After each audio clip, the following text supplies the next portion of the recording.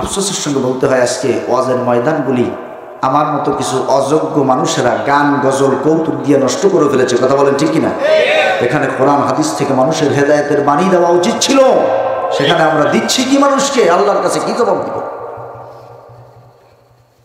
আমি তো মনে করেছিলাম যে একেবারে গ্রামের মধ্যে ওয়াজ, একেবারে টানা কোরআনের কথা বললে মানুষ শুনতে চাই কিনা, চলে যায় কিনা। আলহামদুলিল্লাহ খুশি হয়েছি যে মানুষ আরো ঘর থেকে বের হয়ে ময়দানে ছুটে আসতেছে।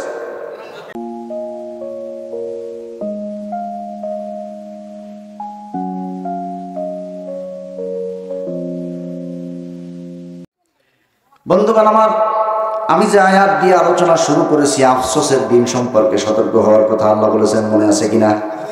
এই কিন্তু আফসোসের দিন শুরু হয়ে গেল। এবার আল্লাহ মানুষ এবং জিন জাতির বিচার শুরু করবেন। আল্লাহ পাক তখন তার ফেরেশতাদেরকে বলবেন, ওয়া ইদাস সুহুফু নুশিরাত, এদের আমল নামা যেই জায়গায় জমা করা আছে সেইটা খোলো। সহিফার সেই গোডাউন খোলা হবে, আমল নামা খোলা হবে। খুলে এবার আল্লাহ পাক আমল নামা দেওয়া শুরু করবেন। وترى كل أمة جاثية كل أمة تدعى إلى كتابها اليوم تجزون ما كنتم تعملون। আল্লাহ পাক কোরআনে জানায়া দিলেন প্রত্যেকটা উম্মত মাথা নিচু করে নতজানু অবস্থায় আল্লাহর কাছে আমলনামা নিতে আসবে। কিয়ামতের ময়দানে মারাত্মক অপরাধী যারা হবে, চূড়ান্ত পর্যায়ের অপরাধী, দাগি আসামি, 1 নম্বর আসামি যারা হবে, তাদের আমলনামা আসবে পিছন দিক দিয়া। কোন দিক দিয়া? সবাই একটু জবাব দেন। পিছন দিক দিয়ে আসবে। আল্লাহ পাক কোরআনে জানায় দিলেন, ওয়া আম্মা মান উতিয়া কিতাবাহু ওয়ারা যহরি ফাসাউফা ইয়াদউ সুবুরা। আমলনামা যখন পিছন দিক দিয়ে দেওয়া হবে, আপনারা দেখবেন এই পৃথিবীতে যখন এসএসসি পরীক্ষার রেজাল্ট দেয়, দাখিল পরীক্ষায় এইচএসসি পরীক্ষার রেজাল্ট দেয়, ওই পরীক্ষায় যারা ফেল করে পরের দিন পত্রিকায় আসে অমুক এলাকার অমুক ফেল করার কারণে আত্মহত্যা করেছে, এমন 2-4টা খবর প্রত্যেক রেজাল্টের পরের দিন টেলিভিশনে দেখা যায়, পত্রিকায় আসে। কথা বলেন ঠিক কিনা? ফেল করেছে, এই অপমান, এই লাঞ্ছনা সে সহ্য করতে পারে না, এই মুখ সে মানুষকে দেখাতে চায় না, এই জন্য আত্মহত্যার মতো এমন একটা নিকৃষ্ট পথ সে বেছে নেয়। কিয়ামতের ময়দানের কথা আল্লাহ পাক বললেন, যেই দাগি আসামিদের আমলনামা পিছন দিক দিয়ে আসবে, ইয়াদউ সুবুরা, তারা ওই অপমান সহ্য করতে না পেরে আত্মহত্যা করার জন্য দাপাদাপি করবে, চেষ্টা করবে। কিন্তু ওই দিন আত্মহত্যা করার কোনো পথ আল্লাহ খোলা রাখবেন না। আত্মহত্যা করা যাবে না। আফসোস শুরু হয়ে গেল, মনে আছে তো? আফসোসের দিন। আমার আলোচনার পয়েন্টটি যদি আপনারা মুখস্থ না রাখেন তাহলে গোটা আলোচনা মিলাইতে পারবেন না। কিন্তু আলোচনার পয়েন্ট হলো আফসোসের দিন। আলোচনার পয়েন্ট কি? আফসোসের দিন। এই আফসোস শুরু হয়ে গেল। এরপরে ওদের চাইতে একটু নরমাল আসামি যারা কিন্তু জাহান্নামী হবে, এমন আসামিদেরকে আল্লাহ পাক বাম হাতে আমলনামা দিবেন। ওয়া আম্মা মান উতিয়া কিতাবাহু বিশিমালিহি ফায়াকুলু ইয়া লাইতানি লাম উতা কিতাবিয়া। বাম হাতে যখন আমলনামা দেওয়া হবে তখন তারাও আফসোস করতে থাকবে। ওই যে আফসোসের দিন, তারাও আফসোস করে বলবে, ইয়া লাইতানি, হায় আমার পোড়া কপাল, আমার বদনসিব, আমার আফসোস, আহারে, লাম উতা কিতাবিয়া, আজকে এই আমলনামা, এই কিতাব যদি আমাকে না দেওয়া হতো সেইটাই আমার জন্য বড্ড ভালো ছিল। এমন একটা কিতাব আমার বাম হাতে আজকে ধরায় দেওয়া হয়েছে, আমি বড় বিপদে পড়ে গেছি, এই বিপদ থেকে বাঁচার আর কোনো উপায় নাই। মা আগনা আন্নি মালিয়া, পৃথিবীতে আমার যে সহায় সম্পদ ছিল, আমার সহায় সম্পদ আজকে আমার বিপদের দিনে কোনো উপকারে আসলো না। কারণ কিয়ামতের দিন আল্লাহ তো ঘুষ নিয়ে কেউরে মাফ করবেন না। করবেন নাকি? সামনে আসতেছে সে আয়াত, কতটুকু ঘুষ দিলেও আল্লাহ নিবেন না, তাও কোরআনে আল্লাহ জানাই দিয়েছে। কতটুকু পরিমাণ ঘুষ দিলে নিবেন না, তাও কোরআনে আল্লাহ জানাই দিয়েছে। বলবো সব বলবো, তবে শর্ত একটা, আপনাদের সবাই ঘুমাই পড়া লাগবে। 2-1 ঘুমাইলে বলবো না, সবাই ঘুমাইলে বলবো। সবাই ঘুমাবেন? যারা একটু ঝিমঝিম দিচ্ছে তাদের ঝিম যেন ভাঙ্গে একেবারে কাইপে উঠে যেন ঘুম ভাঙ্গে যায়, এই জন্য এরকম একটা শক্তি খাটায় একটা তাকবীর দেন তো, লিল্লাহি তাকবীর। 20-25 মিনিটের মধ্যে যারা ঘুমাইছিল এদের আর জিম আসবে না। মাঝে মাঝে আমরা একটু সজাগ যারা আছি এরকম দিয়ে একটা ধাক্কা দেবো, অসুবিধা আছে? ভাইরা আমার মনোযোগ লাগান। আমলনামা বাম হাতে আসার পরে সে আফসোস করে বলবে, হালাকা আন্নি সুলতানিয়া, আহারে দুনিয়ার জীবনে আমার কত সুলতানিয়াত ছিল, পাওয়ার ছিল। আমি হাইটে গেলে পিছনে 8-10 জন লোক থাকতো, হারে আমি কত বড় হোমরা সোমরা ছিলাম। আজকে তো আমার পাশে এই বিপদের দিনে কেউ নাই। হালাকা আন্নি সুলতানিয়া, আমার সেই সুলতানিয়াত, আমার সেই ক্ষমতা চিরতরে ধ্বংস হয়ে গেছে। আহারে আজকে আমি তো মহা বিপদে পড়ে গেছি। এভাবে করে নানান রকম আফসোস করতে থাকবে। আল্লাহ পাক তখন তাদের হাতে আমলনামা দিয়া আল্লাহ রাব্বুল আলামিন এবার তাদেরকে আদেশ করবেন, ইকরা কিতাবাকা কাফা বিনাফসিকাল ইয়াওমা আলাইকা হাসিবা। তোমরা তোমার আমলনামা তুমি নিজে পড়ো। ইকরা কিতাবাক, তুমি তোমার আমলনামা পড়ো।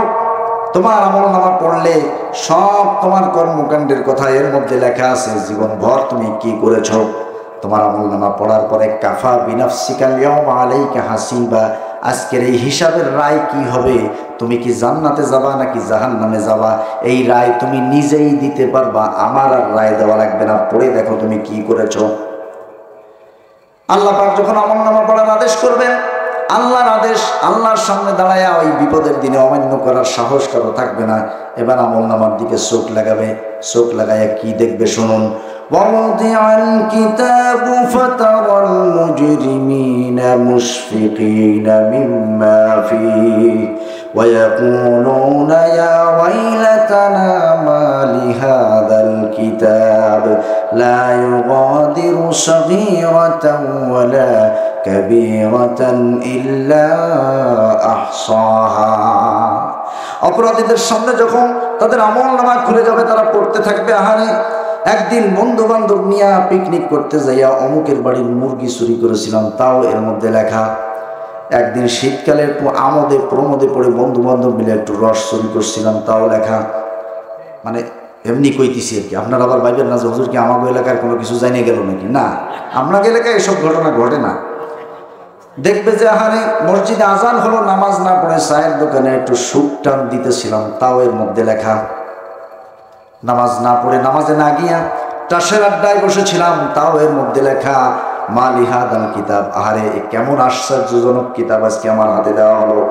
লা ইউগাদিরু সগীরাতাও ওয়ালা কাবীরা, আমার জীবনের একটা ছোট্ট অপরাধের কথাও বাদ পড়ে নাই, তাও লেখা আছে।